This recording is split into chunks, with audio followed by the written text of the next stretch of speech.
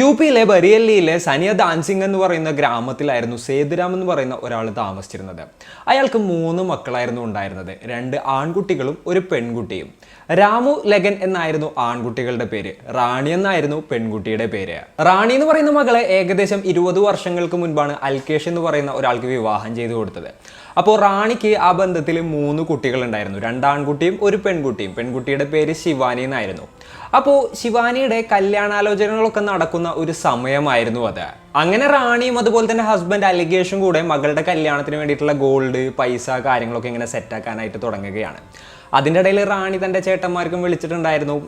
ലഗനെ വിളിച്ചപ്പോൾ ലഗൻ പറഞ്ഞു, എന്നെ കൊണ്ട് പറ്റുന്നത് പോലെ ഞാൻ കല്യാണത്തിന് സഹായിക്കാമെന്ന് പറഞ്ഞു.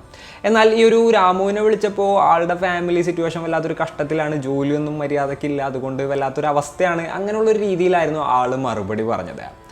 അങ്ങനെ കല്യാണത്തിൻ്റെ കാര്യങ്ങളൊക്കെ ഇങ്ങനെ നടക്കുന്നുണ്ടായിരുന്നു. നിശ്ചയത്തിൻ്റെ ദിവസവും കാര്യങ്ങളൊക്കെ തീരുമാനിച്ചു.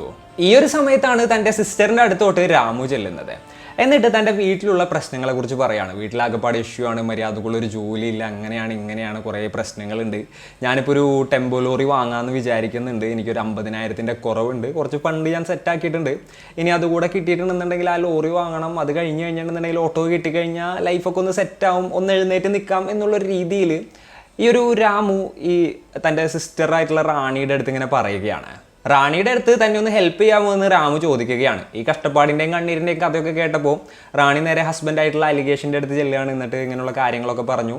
അപ്പോൾ മകളുടെ കല്യാണത്തിന് വെച്ചിരുന്ന പൈസയിൽ നിന്നും 50,000 രൂപ എടുത്തിങ്ങേറ്റ് ഇയാൾക്ക് കൊടുക്കുകയാണ്. നിശ്ചയത്തിൻ്റെ ടൈം ആകുമ്പോഴത്തേനും തിരിച്ചു തരണം എന്ന് പറഞ്ഞുകൊണ്ടായിരുന്നു രാമു ഇനി ഒരു പൈസ കൊടുത്തത്. രാമു പറഞ്ഞു, ഓക്കെ, നിശ്ചയത്തിൻ്റെ സമയമാകുമ്പോഴത്തേനും തിരിച്ചു തരാമെന്ന് പറഞ്ഞാൽ ഒരു ഫണ്ട് വാങ്ങുകയാണ്.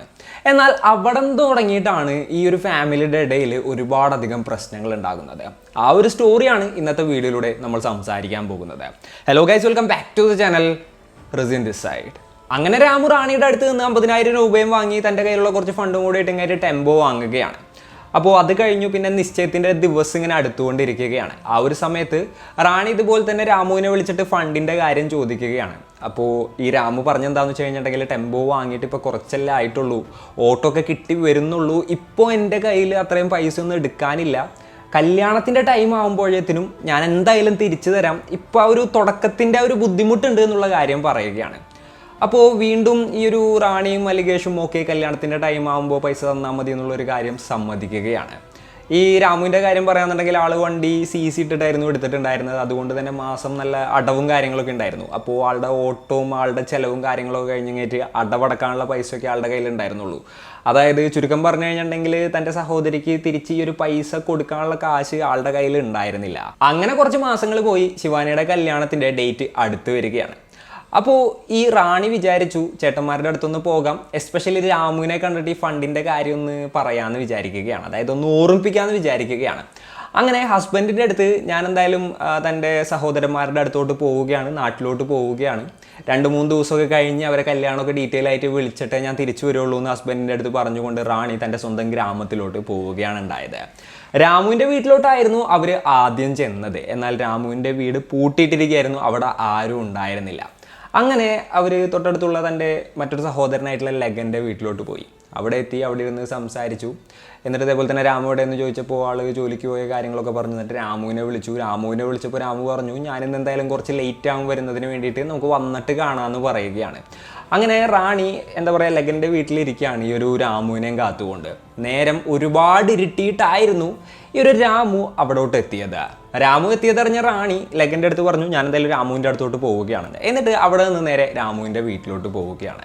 അങ്ങനെ പിറ്റേ ദിവസം രാമു ഇതേപോലെ തന്നെ ജോലിക്കായിട്ട് ഇറങ്ങുമായിരുന്നു. അപ്പോൾ ലഗൻ വന്നിട്ട് രാമുവിൻ്റെ അടുത്ത് ചോദിക്കുകയാണ് റാണി എന്ത് ചെയ്യുന്നുള്ളത്. അപ്പോൾ ഈ ഒരു രാമു പറഞ്ഞു, ഇന്നലെ രാത്രി ഞങ്ങൾ കുറച്ച് നേരം സംസാരിച്ചു, അതിനുശേഷം റാണി എൻ്റെ അടുത്ത് നിന്ന് പോയി, എനിക്കറിയില്ല, വീട്ടിലോട്ട് പോയിട്ടുണ്ടാവും എന്നുള്ളൊരു തരത്തിലാണ് ഇയാൾ മറുപടി പറഞ്ഞത്. അതിനുശേഷം രാമുവിൻ്റെ പണി അന്വേഷിച്ചും പോയി, ലഗൻ്റെ വർക്ക് അന്വേഷിച്ചും ഇങ്ങനെ പോവുകയാണ്. എന്നാൽ കുറച്ച് നേരം കഴിഞ്ഞപ്പോൾ അൽകേഷിൻ്റെ കോളിൽ ലഗൻ എത്തുകയാണ്. അതായത് റാണിനെ വിളിച്ചിട്ട് കിട്ടുന്നില്ല, ഇങ്ങോട്ട് എത്തിയിട്ടില്ല, എന്താണ് അവിടുത്തെ പ്രശ്നങ്ങളെല്ലാം എന്നുണ്ടെന്നുണ്ടെങ്കിൽ എന്താണ് വിളിച്ചിട്ട് കിട്ടാത്തത് എന്നുള്ള കാര്യം ചോദിച്ചുകൊണ്ടായിരുന്നു അങ്ങോട്ട് വിളിച്ചത്. അപ്പോൾ ഈ ഒരു അൽകേഷിനടുത്ത് ഈ ലഗൻ പറഞ്ഞു, ആളിവിടെ നിന്ന് ഇന്നലെ രാത്രി തന്നെ പോയിട്ടുണ്ടായിരുന്നു എന്നാണല്ലോ എൻ്റെ അടുത്ത് രാമു പറഞ്ഞതെന്നുള്ളത്. ഇപ്പോൾ ചുരുക്കം പറഞ്ഞു കഴിഞ്ഞിട്ടുണ്ടെങ്കിൽ ഇവിടെ നിന്ന് പോയിട്ടുണ്ട്, അവിടെ എത്തിയിട്ടുമില്ല. അങ്ങനെ ഇവർ ആകെപ്പാടെ പാനിക് ആവുകയാണ്. അങ്ങനെ രാമുവിനോടും കാര്യം പറഞ്ഞപ്പോൾ രാമുവും പറഞ്ഞു, അയ്യോ എൻ്റെ വീട്ടിൽ നിന്ന് പോയതാണല്ലോ എന്ന് പറയുകയാണ്. അങ്ങനെ അവരെല്ലാവരും കൂടെയും ഇതുപോലെ തന്നെ റിലേറ്റീവ്സിൻ്റെ അടുത്ത് പോകാൻ സാധ്യതയുള്ള ആളുകളുടെ അടുത്ത്, അങ്ങനെ എല്ലാവരുടെ അടുത്തും അന്വേഷിക്കുകയാണ് റാണി അങ്ങോട്ടെങ്ങാനും ചെന്നിട്ടുണ്ടായിരുന്നു എന്നുള്ള കാര്യം. എന്നാൽ റാണി എവിടെ പോയി എന്നുള്ളത് ആർക്കും തന്നെ അറിയില്ലായിരുന്നു. റാണിയെ എത്ര അന്വേഷിച്ചിട്ടും അവർക്ക് യാതൊരു തരത്തിലുള്ള ഇൻഫർമേഷനും കിട്ടിയില്ല. അങ്ങനെ അവരാകപ്പാടെ പേടിച്ച് നേരെ പോലീസ് സ്റ്റേഷനിൽ പോയിട്ട് ഒരു മിസ്സിംഗ് കംപ്ലൈൻറ്റ് കൊടുക്കുകയാണ്.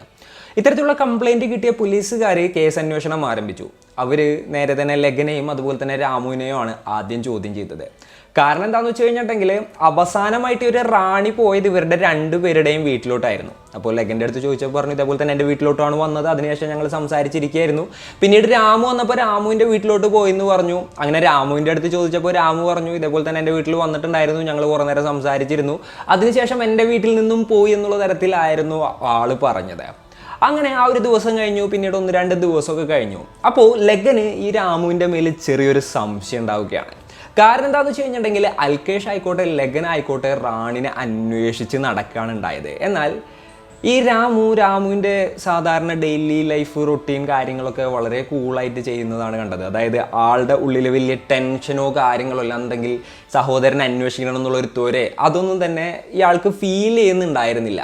അതുകൊണ്ട് ഉള്ളിലൊരു സംശയം ഉണ്ടായിരുന്നു. എന്നാലും തൻ്റെ സഹോദരനാണ്, കറക്റ്റായിട്ട് കാര്യം അറിയാണ്ടൊന്നും പറയാൻ പറ്റില്ല, അപ്പോൾ എന്തായാലും വെയിറ്റ് ചെയ്യുക, കറക്റ്റായിട്ട് എന്താണ് കാര്യം എന്നുള്ളത് അറിയാമെന്നുള്ളത് ആളിങ്ങനെ ചിന്തിക്കുകയാണ്. അങ്ങനെ 10-15 ദിവസം ഇങ്ങനെ കഴിഞ്ഞു ഈ ഒരു റാണിയെ കാണാതായിട്ട്. ഇപ്പോഴും റാണി എവിടെ പോയി എന്നുള്ളതിനെക്കുറിച്ച് യാതൊരു ക്ലൂ ഇല്ല.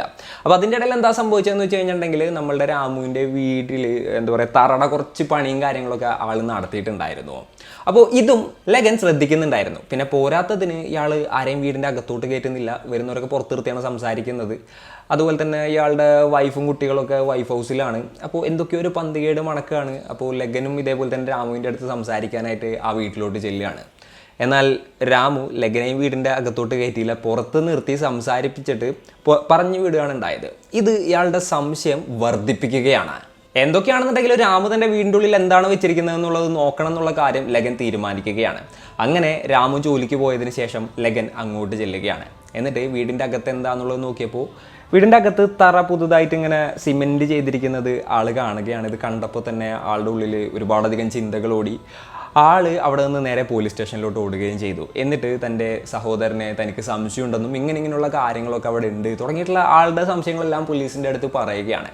പോലീസുകാർ ഉടനെ തന്നെ ഈ ഒരു രാമുവിൻ്റെ വീട്ടിലോട്ട് വന്ന് നോക്കുകയാണ് ഉണ്ടായത്. അവർ നോക്കിയപ്പോൾ ഇതേപോലെ തന്നെ തറയും കാര്യങ്ങളൊക്കെ പുതിയതായിട്ട് ഉണ്ടാക്കി വെച്ചിരിക്കുന്നതൊക്കെ അവർ കണ്ടു.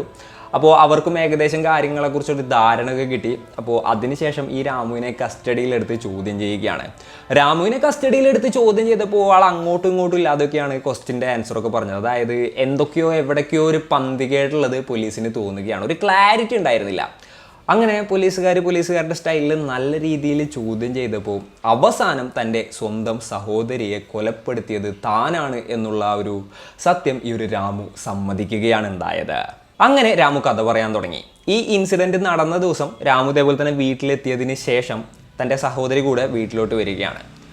അങ്ങനെ അവരിരുന്ന് സംസാരിക്കുകയാണ് മകളുടെ കല്യാണത്തിൻ്റെ കാര്യവും അങ്ങനെയുള്ള ഓരോ കാര്യങ്ങൾ പറഞ്ഞു. ഇതേപോലെ തന്നെ റാണിയും രാമുവും രണ്ടുപേരും മദ്യപിക്കുന്ന ആളുകളായിരുന്നു. അപ്പോൾ അതിൻ്റെ ഇടയ്ക്ക് ഈ ഒരു രാമു ചോദിച്ചു മദ്യപിക്കാമെന്ന് ചോദിച്ചു. അപ്പോൾ ആളുടെ കയ്യിൽ കാശുണ്ടായിരുന്നില്ല. അതിനുശേഷം റാണിയാണെന്ന് പറയുന്നു പൈസ കൊടുത്തത്. അതിനുശേഷം ഇയാൾ പോയിട്ട് മദ്യം വാങ്ങി വരികയായിരുന്നു. ഇവർ രണ്ടുപേരും മദ്യപിച്ചതിന് ശേഷം എന്താ സംഭവിച്ചതെന്ന് വെച്ച് കഴിഞ്ഞിട്ടുണ്ടെങ്കിൽ ഈ പൈസയുടെ കാര്യങ്ങളൊക്കെ പറഞ്ഞു. ഈ ഒരു 50,000-ൻ്റെ കാര്യം പറഞ്ഞു കഴിഞ്ഞിട്ട് അവിടെ ചെറിയ രീതിയിൽ പ്രശ്നങ്ങൾ ഉണ്ടാവുകയാണ്. അതിനുശേഷം ഇവർ രണ്ടുപേരും തമ്മിൽ അടി ഉണ്ടാവുകയാണ്. ഈ ഒരു പൈസയുടെ കാര്യം പറഞ്ഞുകൊണ്ട് അടി എന്ന് വെച്ച് കഴിഞ്ഞിട്ടുണ്ടെങ്കിൽ കുറച്ച് കഴിഞ്ഞപ്പോൾ അത് ഫിസിക്കലായിട്ടുള്ള അടിയായി. അവസാനം ഈ രാമു ആ ഒരു ദേഷ്യത്തിൽ തൻ്റെ സഹോദരിയുടെ കഴുത്തിൽ പിടിച്ച് ഞെക്കുകയായിരുന്നു. അങ്ങനെ കഴുത്ത് ഞെരിച്ച് ആ ഒരു സ്ത്രീയെ ആ സ്പോട്ടിൽ തന്നെ അയാൾ കൊലപ്പെടുത്തുകയായിരുന്നു. കൊലപ്പെടുത്തിയതിന് ശേഷമാണ് അയ്യോ ഞാൻ എന്താണ് ചെയ്തത്, ഈ ഒരു ബോഡിന് ഇപ്പോൾ എന്താണ് ചെയ്യുക, എങ്ങനെയാണ് ഇതിൻ്റെ ഉള്ളിൽ നിന്ന് രക്ഷപ്പെടുക എന്നുള്ള കാര്യങ്ങളൊക്കെ ആൾ ചിന്തിച്ചത്. എന്നാലും വലിയ റിഗ്രറ്റോ കാര്യങ്ങളോ ഒക്കെ ആൾക്ക് ഉണ്ടായിരുന്നില്ല എന്നുള്ളതാണ് കേട്ടോ അന്വേഷണ ഉദ്യോഗസ്ഥരൊക്കെ പറഞ്ഞിട്ടുണ്ടായത്. ആൾ ചിന്തിച്ചത് സഹോദരിയുടെ ബോഡി ഞാൻ ഇവിടെ നിന്ന് പുറത്തോട്ട് കൊണ്ടുപോയി കഴിഞ്ഞു കഴിഞ്ഞാൽ എന്നെ എന്തായാലും പൊക്കും. അപ്പോൾ വീടിൻ്റെ അകത്ത് തന്നെ മറവ് ചെയ്യാനായിട്ട് ആൾ തീരുമാനിക്കുകയാണ്. അങ്ങനെയാണ് വീടിൻ്റെ അകത്ത് 4 അടി താഴ്ചയിൽ ഒരു കുഴി എടുത്തിട്ട് തൻ്റെ സഹോദരിയുടെ ബോഡിയും അവർ കൊണ്ടുവന്ന മൊബൈൽ ഫോൺ അതുപോലെ തന്നെ എന്താ പറയുക പേഴ്സ് സകലമാന സാധനങ്ങളും ആ ഒരു കുഴിയിലിട്ട് ആ ഒരു കുഴി മൂടുകയും പിന്നീട് അവിടെ സിമെൻറ്റ് ചെയ്യുകയും ചെയ്യായിരുന്നു. ആ ഒരു ദിവസം ഇയാൾ ഇതാരും പുറത്തറിയാതിരിക്കുന്നതിന് വേണ്ടിയിട്ട് ഒരുപാടധികം പണിയെടുത്തു കേട്ടോ. അങ്ങനെ അതിനുശേഷമാണ് ലഗൻ ഇതേപോലെ തന്നെ സംശയവും കാര്യങ്ങളൊക്കെ തോന്നുന്നത്. കാരണം ഇയാൾ വീടിൻ്റെ അകത്തോട്ട് ആരെയും കയറ്റുന്നുണ്ടായിരുന്നില്ല. ഇത്രയൊക്കെ അറിഞ്ഞപ്പോൾ നേരെ പോലീസുകാർ രാമുവിൻ്റെ വീട്ടിലോട്ട് എത്തുകയും ആ ഒരു പോർഷൻ പൊളിക്കുകയും ചെയ്തു. അതിനുശേഷം കുഴിച്ച് നോക്കിയപ്പോൾ റാണിയുടെ ബോഡി അവിടെ നിന്ന് പോലീസിന് കണ്ടെടുക്കാനായിട്ട് സാധിച്ചു. അതിനോടടുത്ത് തന്നെ ഈ പറഞ്ഞ പോലെ തന്നെ പേഴ്സും പിന്നെ മൊബൈൽ ഫോണും കാര്യങ്ങളും എല്ലാം തന്നെ ഉണ്ടായിരുന്നു. ഈ ഒരു കേസിൽ രാമു അബദ്ധത്തിലല്ല, പ്ലാൻ ചെയ്തിട്ടാണ് ഇത്തരത്തിലൊരു മേർഡർ ചെയ്തതായിട്ടാണ് പോലീസുകാർ പറയുന്നത്. കാരണം എന്താണെന്ന് വെച്ച് കഴിഞ്ഞിട്ടുണ്ടെങ്കിൽ റാണി തങ്ങളുടെ ഗ്രാമത്തിലോട്ട് വരുന്നത് ഇയാൾക്ക് അറിയായിരുന്നു. ഇത് കണക്കാക്കിയിട്ട് ആളെന്താ ചെയ്തതെന്ന് വെച്ച് കഴിഞ്ഞാൽ തൻ്റെ വൈഫിനെയും അതുപോലെ തന്നെ കുട്ടികളെയും വൈഫിൻ്റെ വീട്ടിലോട്ട് പറഞ്ഞയക്കുകയാണ്. അപ്പോൾ റാണിയെ ഒറ്റയ്ക്ക് കിട്ടുമല്ലോ. അപ്പോൾ അതിന് വേണ്ടിയിട്ടാണെന്നാണ് പറയുന്നത്. അതിന് ശേഷമാണ് ഇത്തരത്തിലുള്ള കാര്യങ്ങളെല്ലാം തന്നെ നടക്കുന്നത്. അതുകൊണ്ട് തന്നെ ഇതൊരു പ്ലാൻഡ് മേർഡർ ആണ് എന്നുള്ളതാണ് പറയപ്പെടുന്നത്. റാണി മിസ്സിംഗ് ആയിട്ട് ഏകദേശം 18 ദിവസം കഴിഞ്ഞിട്ടാണ് കേട്ടോ പോലീസുകാർ ആ ഒരു ബോഡി കണ്ടെടുത്തത്. അപ്പോൾ ഇന്നത്തെ ഈ ഒരു വീഡിയോയിൽ ഇത്രയൊക്കെ തന്നെയാണ് പറയാനുള്ളത്. ഈ ഒരു കേസ് നടന്നുകൊണ്ടിരിക്കുകയാണ്. അപ്പോൾ ഈ ഒരു സ്റ്റോറി കേട്ടപ്പോൾ നിങ്ങൾക്ക് എന്താണ് തോന്നിയത്? നിങ്ങളുടെ തോട്ട്സും മറ്റും എന്തൊക്കെയാണെന്നുണ്ടെങ്കിലും താഴെ കമൻറ്റുകളായിട്ട് രേഖപ്പെടുത്താനായിട്ട് ശ്രമിക്കുക. അപ്പോൾ ഇന്നത്തെ ഒരു വീഡിയോ ഇത്രയൊക്കെ തന്നെ പറയാനുള്ളൂ. And it's me Radeen signing off. Peace. Stay peaceful guys. Stay safe.